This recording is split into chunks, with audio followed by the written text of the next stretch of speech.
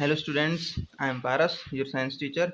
आज हम करेंगे क्लास 12th की साइंस का केमिस्ट्री का चैप्टर नंबर 1, जिसका नाम है द सॉलिड स्टेट। ठीक है, इस चैप्टर का पार्ट 1 मैंने पिछली वीडियो में करवा दिया था। आई होप आप सभी को समझ में आ गया होगा। ठीक है, तो आज हम स्टार्ट करेंगे इसका second part. So let us begin. हाँ तो दोस्तों, हमें यहाँ से स्टार्ट करना है क्रिस्टलाइन सॉलिड से। ठीक है, यहाँ से स्टार्ट करना है। So let us begin. Crystalline solids have a sharp melting point. मतलब क्रिस्टलाइन सॉलिड्स का जो है वो शार्प मेल्टिंग पॉइंट होता है। On the other hand, amorphous solids often soften over a range of temperature and can be moulded and blown into various shapes. मतलब इसका मतलब इस स्टेटमेंट का मतलब ये है कि क्रिस्टलाइन सॉलिड्स जो होते हैं उनका बहुत ही शार्प मेल्टिंग पॉइंट होता है, लेकिन जो एमोर्फस सॉलिड्स होते हैं, ठीक है, एमोर्फस सॉलिड्स जो होते हैं उनकी जो वो एक टेम्परेचर की एक रेंज पे सॉफ्ट रहते हैं।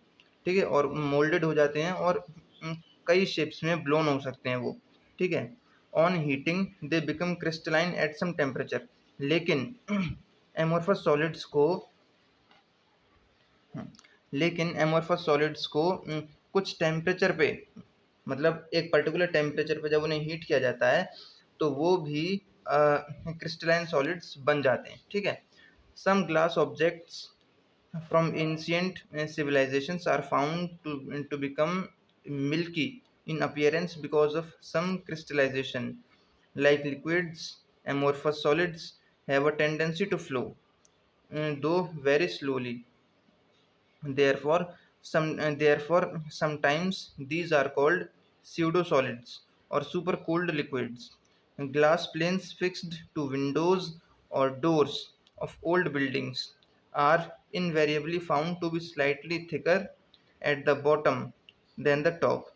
This is because the glass flows down very slowly and makes the bottom portion slightly thicker. हाँ तो दोस्तों, ये जो पैराग्राफ मैंने पढ़ा इसका मतलब ये है कि एंशिएंट सिविलाइजेशंस के टाइम से कुछ ग्लास ऑब्जेक्ट्स ऐसे थे जो हल्के हल्के से जिनके अंदर कुछ मिल्की अपीयरेंस रहता था। ठीक है, मतलब वो मिल्की टाइप के दिखते थे। ऐसा क्यों होता था? ऐसा इसलिए होता था क्योंकि उनके अंदर कुछ क्रिस्टलाइजेशन होता था। जैसे लिक्विड्स हो गए और एमोर्फस सॉलिड्स। लिक्विड और एमोर्फस सॉलिड्स के पास फ्लो करने की टेंडेंसी होती है, लेकिन बहुत ही धीरे। ठीक है, इसलिए कुछ टाइम पहले इनको स्यूडो सॉलिड्स या फिर सुपर कूल्ड लिक्विड्स कहा जाता था। ठीक है, ग्लास पेन्स जो होते थे उन्हें विंडोज़ और डोर्स पे उन्हें ग्लास पेन्स को बिल्डिंग्स के विंडोज़ और डोर्स पे फिक्स कर दिया जाता था। ठीक है, और जब उन्हें फिक्स करते थे तो ऊपर से वो हल्के से पतले होते थे और नीचे जैसे बॉटम पे जाते थे तो वो मोटे हो जाते थे। ऐसा क्यों ऐसा क्यों होता था? ऐसा इसलिए होता था क्योंकि ग्लास जो है वो फ्लो डाउन करता है नीचे की ओर। ठीक है, very slowly, and makes the bottom portion slightly thicker. और इसी की वजह से ग्लास जो है वो बॉटम पोर्शन को हल्का सा मोटा कर देता है। Crystalline solids are anisotropic in nature. मतलब क्रिस्टलाइन सॉलिड्स जो होते हैं वो नेचर में एनिसोट्रोपिक होते हैं। That is some of their physical properties like electrical resistance और refractive index show different values when measured along different directions in the same crystal. मतलब इसका मतलब ये है कि क्रिस्टलाइन सॉलिड्स नेचर में एनिसोट्रोपिक होते हैं, है ना? इसलिए होते हैं क्योंकि उनकी कुछ फिजिकल प्रॉपर्टीज़ होती हैं, जैसे इलेक्ट्रिकल रेसिस्टेंस हो गया, रिफ्रैक्टिव इंडेक्स हो गया। ये क्रिस्टलाइन सॉलिड्स की ये फिजिकल प्रॉपर्टीज़ जो हैं वो हाँ, डिफरेंट डिफरेंट वैल्यूज़ शो करती हैं जब हम उन्हें सेम क्रिस्टल के अंदर डिफरेंट डायरेक्शंस में, यानी अलग अलग डायरेक्शंस में मेजर करते हैं।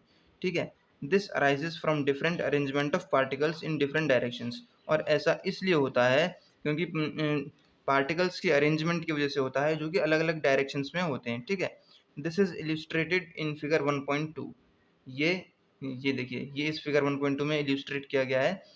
Since the arrangement of particles is different along different directions, चूँकि चूँकि पार्टिकल्स की अरेंजमेंट जो है वो डिफरेंट होती है डिफरेंट डायरेक्शंस के साथ, the value of same physical property is found to be different along each direction, और इसीलिए सेम फिजिकल प्रॉपर्टी की वैल्यू जो होगी वो भी different direction sorry each direction के साथ डिफरेंट होगी।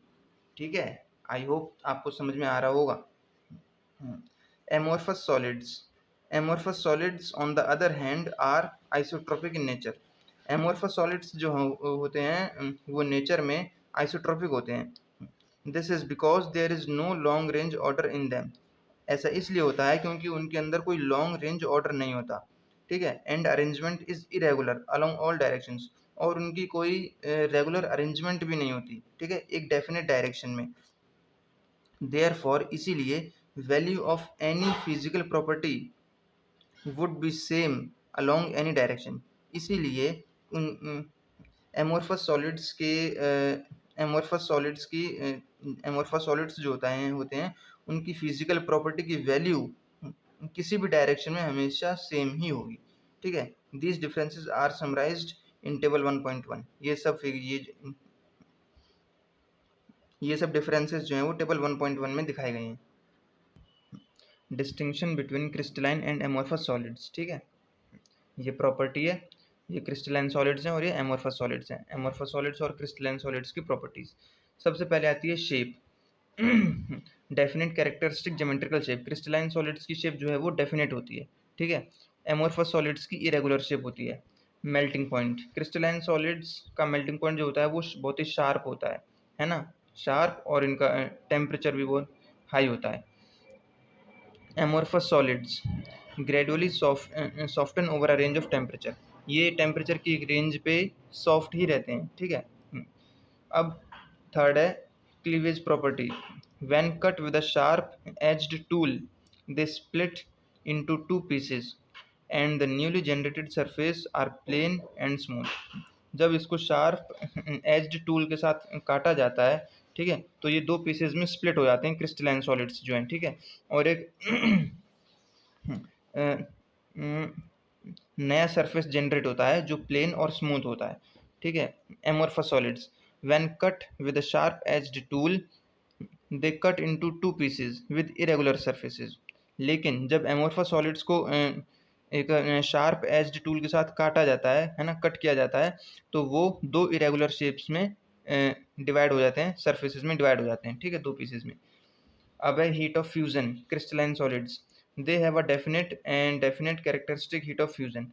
क्रिस्टलाइन सॉलिड्स की जो हीट ऑफ फ्यूजन होती है वो उनका डेफिनेट होती है, ठीक है। और amorphous solids they do not have definite heat of fusion, और एमोर्फस सॉलिड्स के पास डेफिनेट हीट ऑफ फ्यूजन नहीं होती, ठीक है। अब एनिसोट्रॉफी। क्रिस्टलाइन सॉलिड्स जो हैं एनिसोट्रॉपिक होते हैं नेचर में, और एमोर्फस सॉलिड्स आइसोट्रॉपिक होते हैं नेचर में, ठीक है। अब नेचर, क्रिस्टलाइन सॉलिड्स जो होते हैं ट्रू सॉलिड्स होते हैं, और एमोर्फस सॉलिड्स ये इन्हें स्यूडो सॉलिड्स या फिर सुपर कोल्ड लिक्विड्स भी बोला जाता है, ठीक है। अब है arrangement of constituent particles. Oh sorry order in arrangement of constituent particles, ठीक है, मतलब इनके कंस्टिट्यूएंट पार्टिकल्स का अरेंजमेंट ऑर्डर कैसा होता है। क्रिस्टलाइन सॉलिड्स में इनका लॉन्ग रेंज ऑर्डर होता है, ठीक है, और एमोर्फस सॉलिड्स में ओनली शॉर्ट रेंज ऑर्डर होता है। ओके, तो ये थे हमारे क्रिस्टलाइन सॉलिड और एमोर्फस सॉलिड्स के डिफरेंसेस। तो आई थिंक आज की क्लास के लिए इतने बहुत है ना। अगर आपको समझ में आए तो प्लीज़ अगर आपको अच्छा लगा है तो प्लीज़ इस वीडियो को लाइक, शेयर और सब्सक्राइब ज़रूर करें। मिलते हैं नेक्स्ट क्लास में, तब तक के लिए स्टे होम, स्टे सेफ।